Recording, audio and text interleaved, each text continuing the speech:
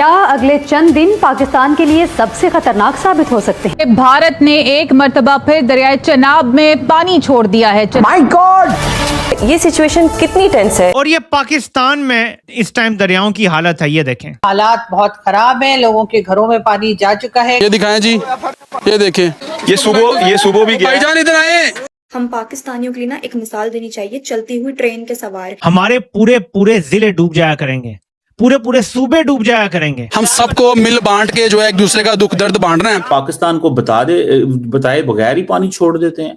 पाकिस्तान की हिपोक्रेसी का लेवल ये है कि हमारे खुद के मुल्क के अंदर इतने मसले हैं। पहले बंद किया इंडिया ने पानी और फिर पानी छोड़ दिया। ताहीन इंतहाई फतीन जो अवाम है ना पूरी दुनिया में, वो भारत की मानी जाती है। कि हमारा वज़ीर आज़म किसी दुनिया की कंट्री में जाता है, वो कहते हैं यार बकारी आ गए, इसे हम प्रोटोकॉल देंगे, इसने फिर हमसे कुछ मांग लेना है। दोस्तों, हम अपने पड़ोसी मुल्क से ना बहुत ही ज्यादा परेशान हैं। जी हाँ, मैं बात कर रहा हूँ पाकिस्तान की। भाई, इनको पानी ना दो तो परेशानी, इनको पानी दो तो परेशानी। भाई, हमारे गवर्नमेंट भी सोचने पर मजबूर हो गई है, तो आखिर हम करें तो क्या करें। आप लोग तो धमकी दे रहे थे कि अगर इंडिया ने पानी नहीं खोला तो हम सांस बंद कर देंगे, हम हाथ काट देंगे। लो भाई, कितना पानी लोगे, लो। अब फिर तुम लोग परेशान हो। भाई, हिंदुस्तान ने बिना बताए हुए पानी खोल दिया, पूरा पाकिस्तान डूब गया। तो भाई व्यवस्था करो ना पानी की व्यवस्था है, ना पानी रोकने की व्यवस्था है आपके पास। कुछ तो कर लो भाई, इतना कर्ज ले रहे हो, थोड़ा सा और कर्ज मांग लो, डैम बना लो। क्यों नालायकी दिखाते हो बार बार आप लोग। काफी सारा मैं वीडियो देख रहा था भाई, काफी सारे लोग बोल रहे थे 10 दिन से हम नहाए नहीं है, 15-20 दिन से कपड़े नहीं धोए हैं। तो लो, अब खूब जम के कपड़े धो, नहाओ, एंजॉय करो। तो दोस्तों, कुल मिला के पाकिस्तान के जो हालात है, तबाह बर्बाद पर है। पाकिस्तान डूबा हुआ है, परेशान है, बार बार भारत पे इल्जाम लगा रहा है। तो नमस्कार, मैं आपको दोस्त रिपीट, चलिए आनंद लेते हैं।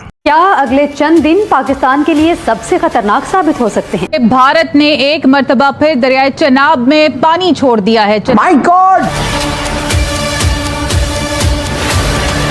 ये सिचुएशन कितनी टेंस है। स्पिलवेज खोल दिए हैं, बहुत ज्यादा बारिशें हुई हैं जम्मू कश्मीर में, और उन्होंने डैमों के स्पिलवेज खोल दिए हैं। और ये पाकिस्तान में इस टाइम दरियाओं की हालत है, ये देखें। तो यानी आ रही है और सैलाब का खतरा पैदा हो रहा है, ये आप चेक कर सकते हैं। ये आप देखें जरा, ये मैं आपको इसलिए बता रहा हूं कि अभी तो हमारा अगर कोई सैलाब आता भी है तो वही सैलाब होगा जैसे लास्ट ईयर आया था, जैसे उससे पहले आया था। ये देखें, ये देखें आप, ये इनके पास खच्चर हैं और ये किस तरीके से जो है लेके आ रहे हैं, ये आप देख सकते हैं। ये दिखाएं जी, ये देखें, ये इनके पास ये तांगा रेड़ा है और इस पे जनाब ये जो है ये रेड़े पे ही ये अपना दूध वगैरह और ये सारा कुछ लेके आ रहे हैं। भारत ने अचानक दरियाए चनाब में पानी छोड़ दिया, जिससे निचले दर्जे का सैलाब आ गया। पीडीएमए ने पंजाब के नदी नालों में तगयानी से भी खबरदार कर दिया।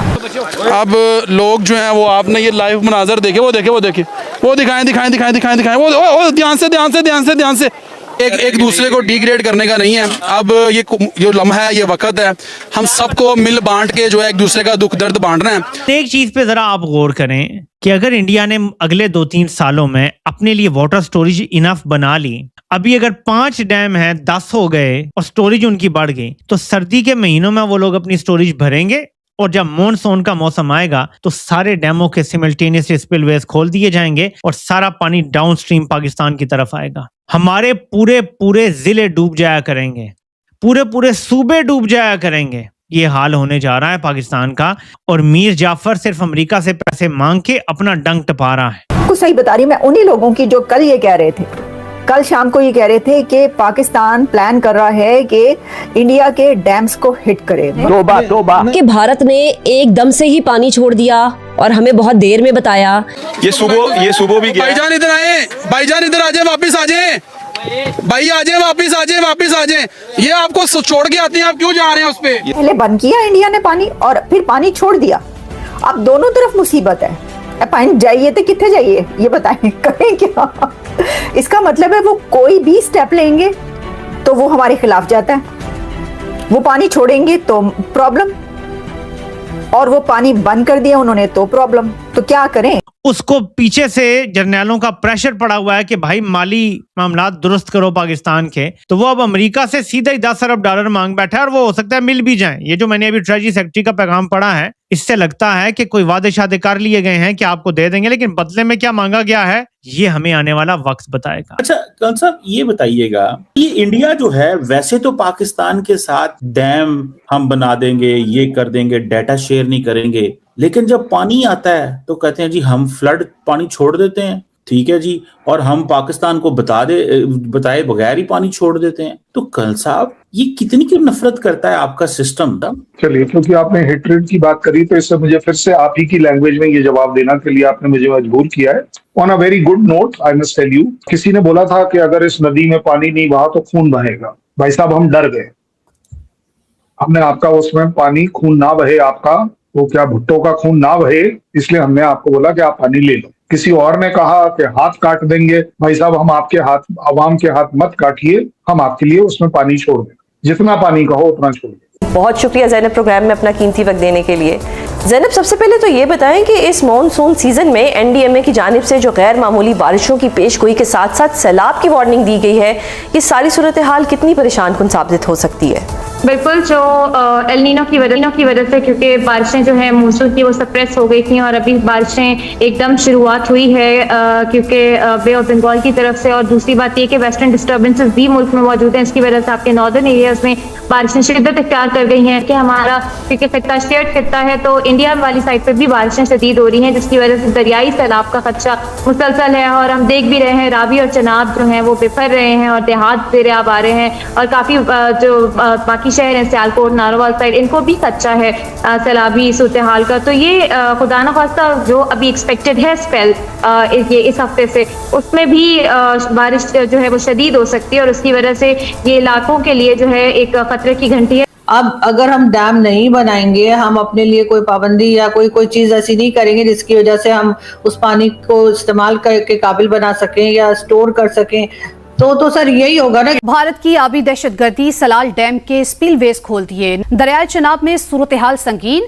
हेड मराला के मकाम पर ऊंचे दर्जे का सैलाब। हालात बहुत खराब हैं, लोगों के घरों में पानी जा चुका है, कई लोगों की जानें जा चुकी हैं, कई लोगों के घर जो हैं वो खराब हो चुके हैं। और अब हालात ये है कि किसी तरफ से भी कोई आसरा दिखाई नहीं दे रहा। और जैसा कि हमारी आदत है कि हम हर चीज जो है वो किसी ना किसी पड़ोसी मुल्क पे डाल देते हैं, तो अब कहा यह जा रहा है कि क्योंकि जी भारत ने जो है वो बारिशें होते ही पानी इस तरफ रवाना कर दिया, इस वजह से हमारा ये हाल हुआ। लेकिन ज़ैनब ये वार्निंग तो हमने पहले भी देखी है, लास्ट ईयर भी यही वार्निंग्स थी, हमारी तैयारी क्या है इस हवाले से?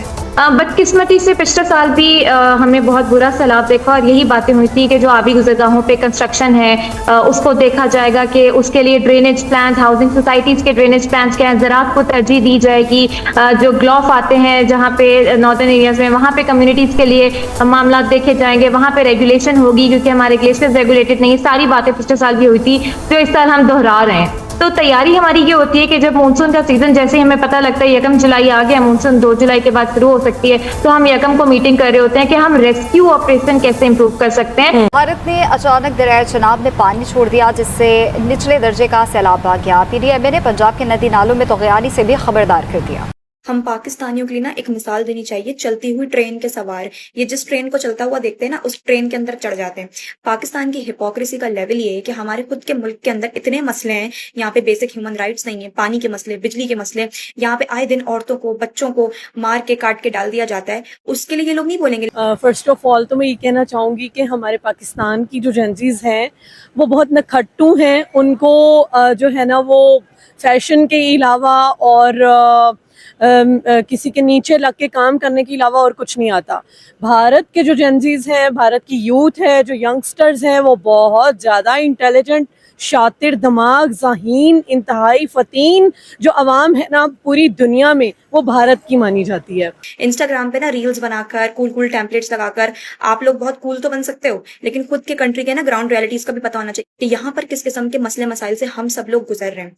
आप लोग नीट के पेपर की बात करते हो कि वहाँ पे पेपर लीक हो गया, हम लोगों का भी तो एमडीकेट का पेपर लीक होता है, तो यहाँ पे क्यों प्रोटेस्ट नहीं होता? अरे भाई, जब कोरोना का टाइम था और बगैर बोर्ड एग्जाम्स लिए बच्चों को प्रमोट किया गया था, तो यहाँ पे पाकिस्तानी बैठ के ना खुश हो रहे थे।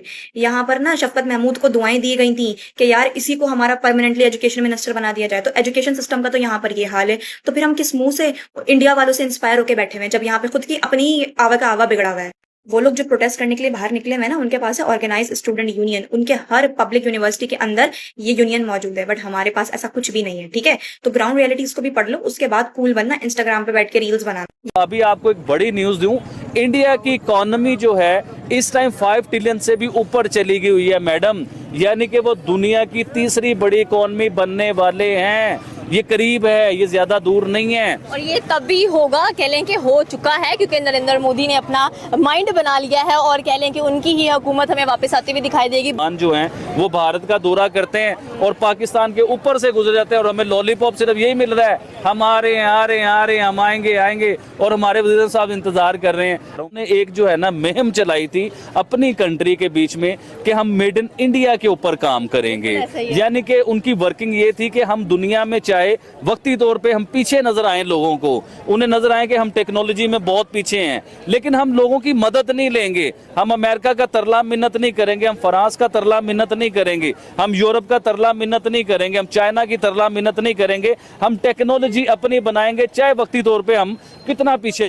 आज इंडिया देखे, मैं हमेशा वीडियोस में कहता होता था मैडम कि इंडियन लोग तो गैरतमंद हैं ही, लेकिन उनके वजीर आजम का बहुत बड़ा किरदार है अपने लोगों को गैरतमंद बनाने में। देखें, जब आपका घर का बड़ा गैरतमंद होगा ना तो आपके बच्चे खुद ब खुद गैरतमंद बनते जाएंगे। गैरतमंदी क्या होती है कि हमारा वज़ीर आज़म किसी दुनिया की कंट्री में जाता है तो उनके वज़ीर आज़म मिलना पसंद नहीं करते, एयरपोर्ट पे रिसीव करने के लिए नहीं आते, वो कहते हैं यार भिखारी आ गए, इसे हम प्रोटोकॉल देंगे, इसने फिर हमसे कुछ मांग लेना है। और भारतीय वज़ीर आज़म जब दुनिया के किसी मुल्क में जाते हैं ना तो फिर उन्हें रेड कारपेट का इस्तकबाल मिलता है, उनके प्लेन के पास जो है ना उस मुल्क के वज़ीर आज़म या उस मुल्क के सदर या उस मुल्क के बादशाह उन्हें रिसीव करने। टेक्नोलॉजी में भारत पूरी दुनिया में आगे जा रहा है और ये बात सच भी है। इसमें कई बार हम लोग डरते हैं ये बात करते हुए, इस चीज़ आते हैं हम लोग ये बात करते हुए कि भारत को हम अच्छा कह देंगे तो पता नहीं क्या हो। मेरे ख्याल से वो जनजीज में हिम्मत थी, उन्होंने सरतोड़ कोशिशें करके अपनी जान की बाजियां लगाकर जो है वो अपने फ्यूचर को दाव पे रख के अपने फ्यूचर के लिए, हक के लिए अपनी लड़ाई लड़ी और जिसका उनको माशाल्लाह से नतीजा भी मिला है। उन्होंने हुकूमतें बदल के रख दी, लेकिन हमारे अवाम, हमारे जो जनजीज हैं, हमारे जो यूथ हैं, यंगस्टर्स हैं, उनको सिवाय कीड़े मकोड़े बनने के और फैशन में की दुनिया में आगे जाने के, पढ़ाई से कोई गर्ज नहीं है। लोगों को ये होता है कि हम तो कल को फ्यूचर में पैसा लगाएंगे, हमारे वालिदैन का पैसा लगेगा, हमें प्राइवेट जॉब्स मिल जाएंगी और अगर गवर्नमेंट भी लेनी होगी तो हम इतनी जो है वो रिश्वत देंगे और हम आगे बढ़ जाएंगे। यहाँ पर कोई बलूचिस्तान के लिए नहीं बोलता, कश्मीर के लिए नहीं बोलता, अपने मुल्क के लिए तो बोल लो, अपने मुल्क का तो सोच लो, दूसरे के मुल्क को बाद में देखना ना। दोस्तों, ये था पाकिस्तानी का वीडियो, पाकिस्तान का हालात। ये वही पाकिस्तान जो हमारे डैम में मिसाइल मारने वाला था, वही पाकिस्तान जो हमारे सांस बंद करने वाला था, वही पाकिस्तान जो हमारा हाथ काटने वाला था। आज उनका सब कुछ, सांस भी बंद हो गई, हाथ भी कट गई और मिसाइल भी बच गई। लेकिन दोस्तों, आपने देखा वहाँ के भी जो यूथ है, यंगस्टर है, जो नहीं डरते हैं, जो बेबाक बात करते हैं, उन्होंने कहा कि भाई हम पाकिस्तानियों में इतना ज्यादा फॉल्ट है, हम अपने पे काम नहीं करते हैं लेकिन दूसरे पे ताक झाक ज्यादा करते हैं। अभी हमारे यहाँ जो प्रोटेस्ट हुआ था भारत में जंतर मंतर पे, उसके लेकर के मोहतरमा ने कुछ बातें आपको बताई। तो दोस्तों, आपको कैसा लगा वीडियो? यकीनन आपको बहुत मजा आया होगा दोस्तों, और इसी टाइप के मैं आपके लिए और वीडियो लाऊं, मजेदार, आपको हंसाऊं। प्लीज मेरे चैनल को सब्सक्राइब करें, वीडियो को लाइक करें। तो मिलते हैं फिर से एक न्यू रिएक्शन वीडियो, तब तक के लिए नमस्कार, राम राम, जय हिंद।